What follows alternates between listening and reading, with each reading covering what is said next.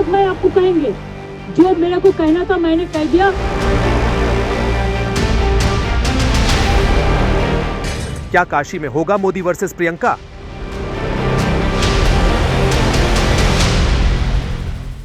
क्या 2024 में प्रियंका गांधी देंगी मोदी को चुनौती?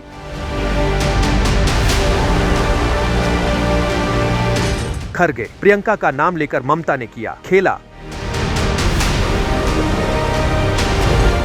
सवाल है कि 2024 में पीएम मोदी के खिलाफ विपक्ष का साझा चेहरा कौन होगा? अभी तक ऐसे कई नाम हैं जो खुद या उनके नेता ये दावा करते रहे हैं कि वो बीजेपी का विजय रथ रोक कर दिखाएंगे। इन नामों में नीतीश कुमार, राहुल गांधी, मल्लिकार्जुन खरगे, ममता बनर्जी, अरविंद केजरीवाल जैसे नाम शामिल हैं। विपक्ष की मोदी रोको प्रतियोगिता जारी है, लेकिन पश्चिम बंगाल की मुख्यमंत्री ममता बनर्जी ने इंडिया गठबंधन की ओर से एक ऐसा दांव खेल दिया जिससे कांग्रेस असहज हो गई है। सूत्रों के मुताबिक दिल्ली में हुई विपक्षी गठबंधन की चौथी बैठक के दौरान ममता ने पीएम मोदी के खिलाफ वाराणसी सीट से प्रियंका गांधी के नाम का प्रस्ताव रखा। जब ममता बनर्जी से वाराणसी से प्रियंका गांधी की उम्मीदवारी के बारे में पूछा गया तो उन्होंने कहा, हम लोग सब कुछ नहीं बता सकते।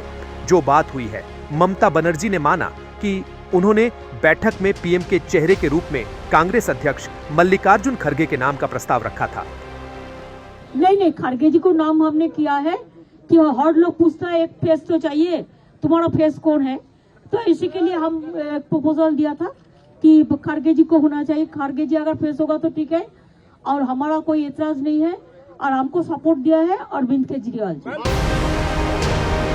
सवाल है कि क्या 2024 में काशी में मोदी वर्सेस प्रियंका का शिगुफा ममता ने किसी रणनीति के तहत उछाला है?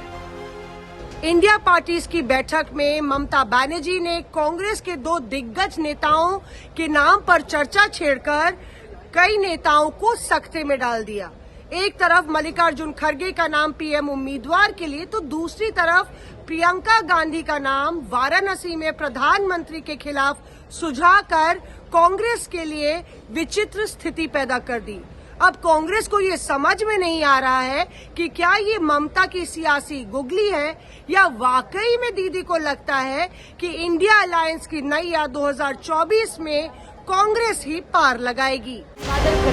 वाराणसी से मोदी को चुनौती के नाम पर सियासी पारा भी चढ़ गया। बीजेपी कह रही है कि ऐसा हुआ तो प्रियंका की जमानत जब्त होगी।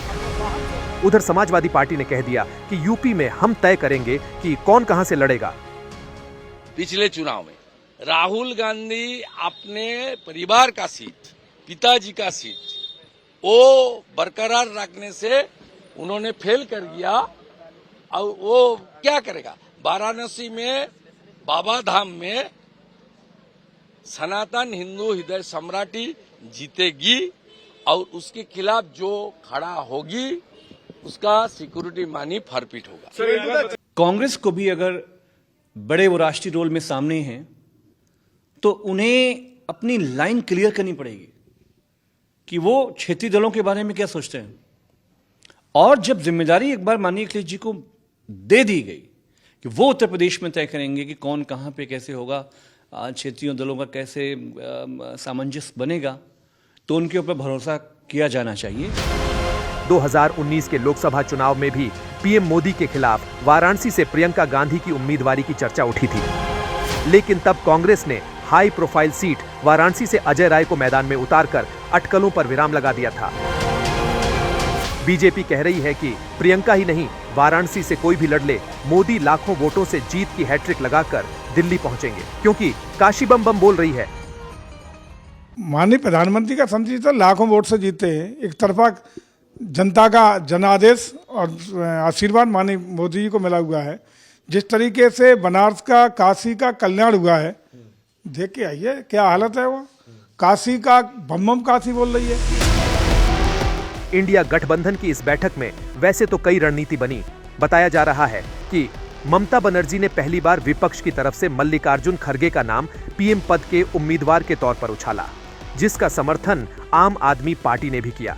लेकिन खबर आई कि इससे नीतीश लालू जैसे नेता नाराज हो गए।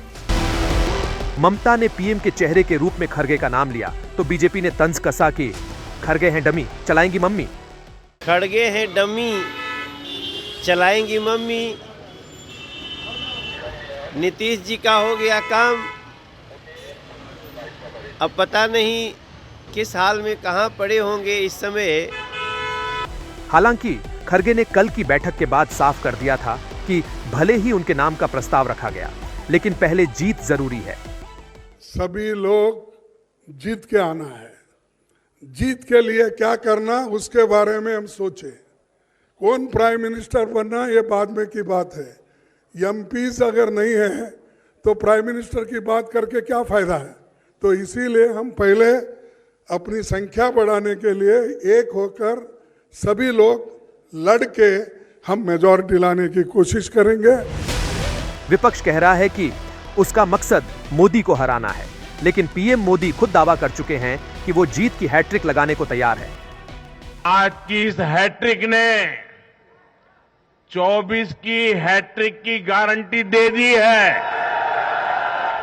लेकिन इंडिया गठबंधन की बैठक के बाद 28 दल के नेताओं ने एक सुर में कहा कि अगर 24 में बीजेपी को नहीं रोका तो बहुत देर हो जाएगी। दिल्ली से हिमांशु मिश्रा, जितेंद्र सिंह, मौसमी सिंह, पंकज जैन के साथ आज तक ब्यूरो।